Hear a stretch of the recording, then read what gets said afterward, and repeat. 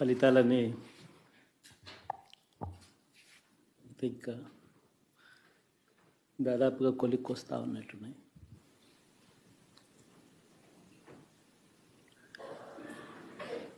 చూసిన ఫలితాలు జరిగిన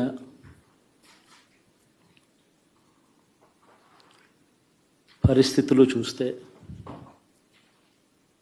నిజంగా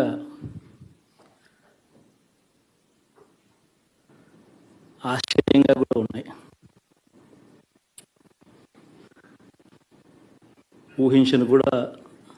ఊహించలేదు ఇలా జరుగుతుందని, ఇలా వస్తాయని కూడా. బట్ ఎస్,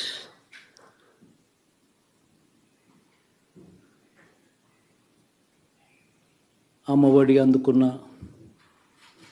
53 లక్షల మంది తల్లులకు మంచి చేసినాం, పిల్లలు బాగుండాలి, వాళ్ళ చదువులు బాగుండాలని తాపత్రయపడుతూ అడుగులు వేశాం. మరి అక్క చెల్లెమ్మల ఓట్లు ఏమయ్యాయో తెలీదు. 66 లక్షల మంది అవ్వాతాతలకు, వితంతులకు, వికలాంగులకు గతంలో ఎప్పుడు జరగని విధంగా మంచి చేసి వారి కష్టాల్లో తోడుగా ఉంటూ, వారి కష్టాన్ని అర్థం చేసుకుంటూ, వారి ఇంటికే పంపించే వ్యవస్థను సైతం తీసుకొస్తూ, గతంలో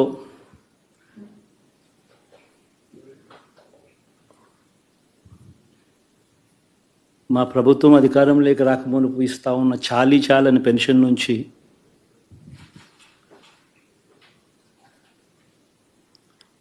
ఎంతో మంచి చేస్తూ అడుగులు వేసినా కూడా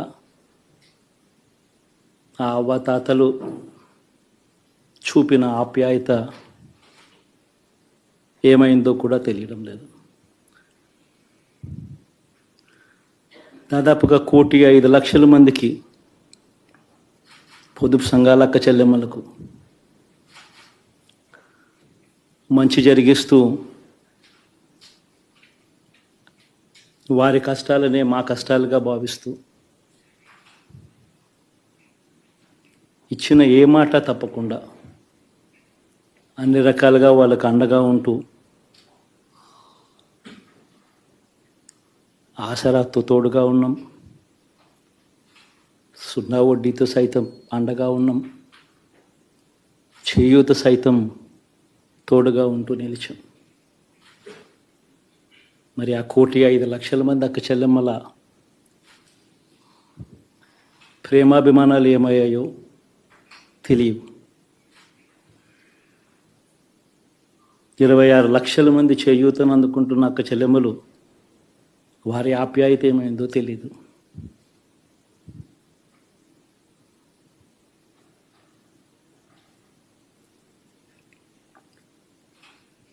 పిల్లల చదువుల కోసం ఏ తల్లి ఏ తండ్రి ఇబ్బంది పడకూడదు అని మొట్టమొదటిసారిగా పూర్తి ఫీజులు ఇస్తూ తీసుకొచ్చి అందగా నిలిచాం.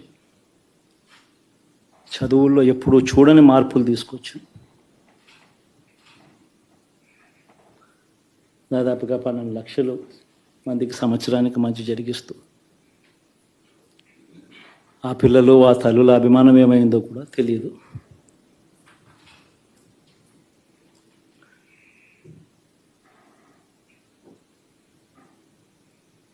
దాదాపుగా 54 లక్షల మంది రైతన్నలకు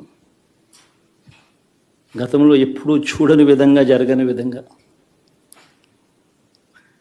పెట్టుబడికి సహాయంగా అందించే కార్యక్రమం మొట్టమొదటిగా జరిగింది మన ప్రభుత్వం వచ్చాకే.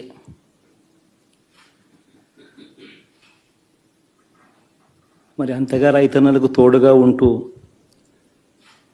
రైతన్నలకు రైతు భరోసా ఇవ్వడం కానీ, సమయానికే వారికి ఇన్పుట్ సబ్సిడీ ఎప్పుడు జరగని విధంగా సీజన్ ముగిసేలోగానే ఇచ్చే కార్యక్రమం కానీ, ఉచిత ఇన్సూరెన్స్ కానీ,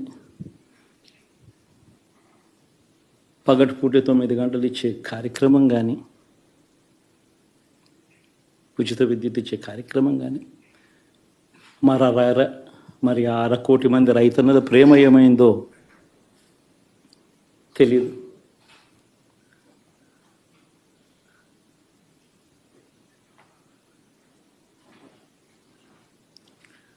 మరి ఇన్ని కోట్ల మందికి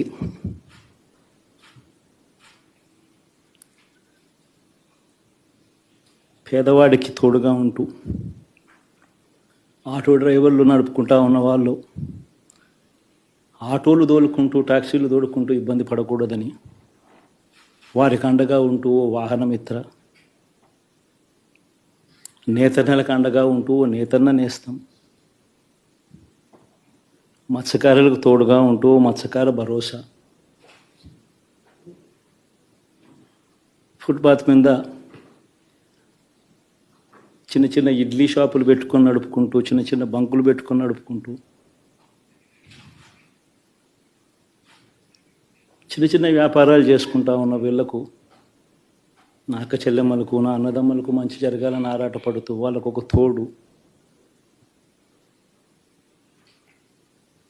నా రజకులకు, నా నాయి బ్రాహ్మణులకు, నా టైలర్లకు అని అండగా ఉంటూ వారికి ఒక చేదోడు. మరి ఇన్ని లక్షల మందికి ఇంత మంచి చేసి, ఇన్ని కోట్ల మందికి, లక్షలు కూడా కాదు, కోట్ల మందికి మంచి జరిగించి, ఎప్పుడు జరగని విధంగా మేనిఫెస్టో అంటే ఒక చెత్తబుట్టలో పడేసే డాక్యుమెంట్ కాదు. ఒక మేనిఫెస్టో అంటే ఒక బైబిల్ అని, ఒక ఖురాన్ అని, ఒక భగవద్గీత అని మొట్టమొదటి రోజు నుంచి కూడా భావిస్తూ ఏకంగా 99% వాగ్దానాలు అమలు చేసి, అంతే చిత్తశుద్ధితో ఆ మేనిఫెస్టోను కూడా అక్క చెల్లెమ్మల ఇంట్లోకి తీసుకొని వెళ్ళి చూపించి మీరే టిక్కు పెట్టండి అనే నిబద్ధత గల ప్రభుత్వంగా పనిచేసాం. ఇప్పుడు జరగని విధంగా పిల్లల చదువులు, పేదరికం పోవాలి అని అంటే పిల్లల చదువులకు క్వాలిటీ ఎడ్యుకేషన్ అవసరం అని మొట్టమొదటిసారిగా ఇంగ్లీష్ మీడియంను వ్యతిరేకిస్తున్న వాళ్ళందరూ పెత్తందారులతో యుద్ధం చేసి సైతం పిల్లలకి ఇంగ్లీష్ మీడియం తీసుకొని రావడమే కాకుండా టోఫుల్, ఐబీ లాంటి కళలు కూడా కలం. ఆ పేద పిల్లలకు అండగా నిలబడాలని, తోడుగా ఉండాలని, వారి చరిత్రలు మార్చాలని, ఎప్పుడు చూడని విధంగా గ్రామ స్థాయిలోనే సచివాలయ వ్యవస్థ, వాలంటీర్ల వ్యవస్థ తీసుకొచ్చి ప్రతి ఇంటికి సేవలు అందించే కార్యక్రమం చేశాం.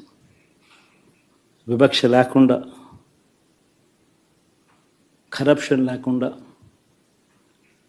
దాదాపుగా 2,70,000 కోట్ల రూపాయల పైచిలకు ఇంటి వద్దకి అందించగలిగాం.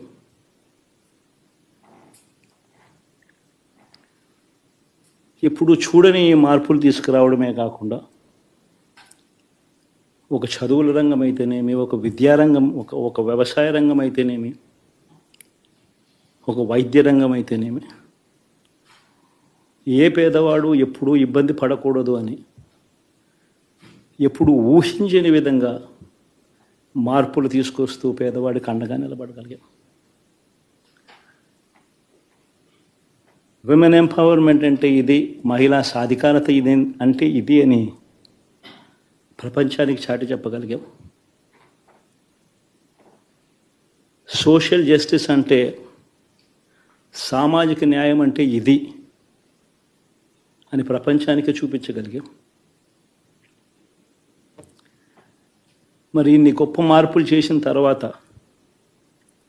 ఇన్ని కోట్ల మందికి మంచి జరిగిన తర్వాత మరి అభిమానం ఏమైందో, ఆ ఆప్యాయత ఏమైందో తెలీదు.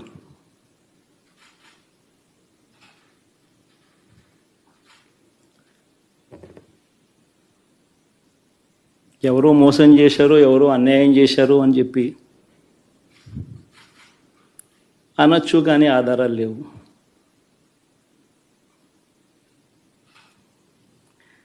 ఏం జరిగిందో దేవుడికి తెలుసు. పెద్ద నేనైతే చేయగలిగింది ఏమీ లేదు. ప్రజల తీర్పు తీసుకుంటాం,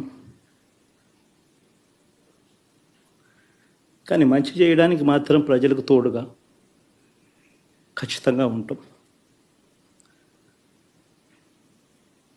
వాయిస్ ఆఫ్ ది వాయిస్లెస్ కింద ఈ పార్టీ తాను చేయాల్సిన పని తప్పకుండా చేస్తుంది. పేదవాడికి అండగా ఉండే కార్యక్రమంలో ఎప్పుడూ కూడా పేదవాడికి తోడుగా ఉంటూ గలం విప్పుతుంది, పేదవాడికి అండగా నిలుస్తుంది. పెద్ద పెద్ద వాళ్ళ కూటమి ఇది, ఢిల్లీలో సైతం శాసించే పరిస్థితుల్లో ఉన్న కూటమి ఇది. ఆ కూటమిలో ఉన్న బీజేపీకి, ఆ కూటమిలో ఉన్న చంద్రబాబు గారికి, ఆ కూటమిలో ఉన్న పవన్ కళ్యాణ్ గారికి, అందరికీ కూడా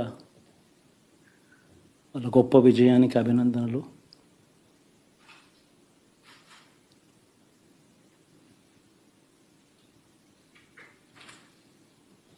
ఓడిపోయినా కూడా నా ప్రతి కష్టంలో కూడా తోడుగా అండగా నిలబడిన నా ప్రతి నాయకుడికి, ప్రతి కార్యకర్తకు, ప్రతి వాలంటీర్కు, ప్రతి ఇంట్లో నుంచి వచ్చిన ప్రతి స్టార్ క్యాంపెయినర్గా నాకు తోడుగా నిలబడిన నా అక్క చెల్లెమ్మలకు, అన్నదమ్ములకు, మీ అందరికీ మనస్ఫూర్తిగా మీ అందరికీ కూడా కృతజ్ఞతలు తెలియజేస్తా ఉన్నాను. ఏం జరిగిందో తెలియదు, కానీ ఏమి చేసినా, ఎంత చేసినా ఇంకా 40% ఓటు బ్యాంకు మాత్రం తగ్గించలేకపోయారు. ఖచ్చితంగా మళ్ళీ ఇక్కడి నుంచి లేస్తాం.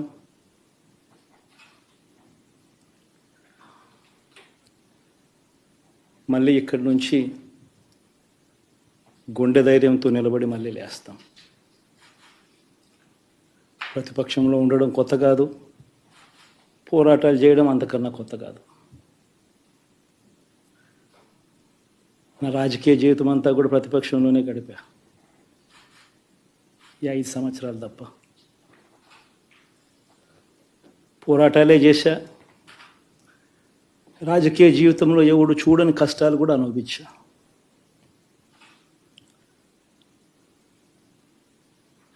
ఇప్పుడు అంతకన్నా కష్టాలు ఏదైనా పెట్టినా కూడా సిద్ధంగా ఉన్నాం, సిద్ధంగా ఎదుర్కొంటాం. ఆల్ ది వెరీ బెస్ట్ గవర్నమెంట్లోకి వచ్చిన వాళ్ళకు. Thank you.